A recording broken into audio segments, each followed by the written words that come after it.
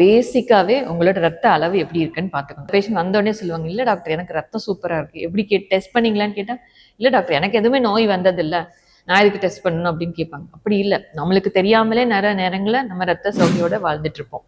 So எல்லா மனிதனுக்கும் பேசிக்கான டெஸ்ட் கம்ப்ளீட் பிளட் கவுண்ட் அப்படிங்கிற ரத்த அளவு எப்படி இருக்குன்னு பார்க்குற டெஸ்ட். அடுத்தது இந்த மழை காலத்தில் தான் ஏதாவது இன்ஃபெக்ஷன் வர மாதிரி இருக்குது அப்படின்னா சிஆர்பிங்கிற ஒரு டெஸ்ட், இன்ஃபெக்ஷன் இன்ஃப்ளமேஷன் ஏதாவது இருக்கா. அது போக ரொம்ப டயர்டாக இருக்குது அப்படின்னே வருவாங்க, நான் எல்லாமே நல்லா சாப்பிட்றேன், என்னால் வேலைகள்லாம் செய்ய முடியுது, ஆனால் கொஞ்ச நேரத்துல ரொம்ப சோர்ந்து போயிடுறேன் அப்படின்னு சொல்லும்போது உங்களோட நியூட்ரிஷன், நம்ம உணவுல தேக்கிற மைக்ரோ நியூட்ரியன்ஸ் அப்படின்னு சொல்லுவோம், விட்டமின் சத்துக்கள்லாம் எப்படி இருக்கு அப்படின்னு பார்த்துக்கணும். ஸோ அதில் மெயினாக நம்ம பார்க்க வேண்டியது விட்டமின் B12 மற்றும் விட்டமின் D அளவுகள். ஸோ அது குறைபாடு இருந்தாலும் நம்மளுக்கு ரொம்ப டயர்ட்னஸ், எப்போ பார்த்தாலும் சோர்வாகவே படுத்துக்கிட்டு ரெஸ்ட் எடுத்துக்கணும் போல இருக்குதான் இருக்கும். அடுத்தது தைராய்டு. தைராய்டு நம்ம உடம்புல சுரக்கிற ஒரு ஹார்மோன். இந்த ஹார்மோன் அளவுல மாற்றங்கள் வந்தாலும் எப்பயும் சோர்வாகவே இருந்துட்டு இருப்பாங்க. So thyroid hormone, vitamin D, vitamin B12 plus complete blood count.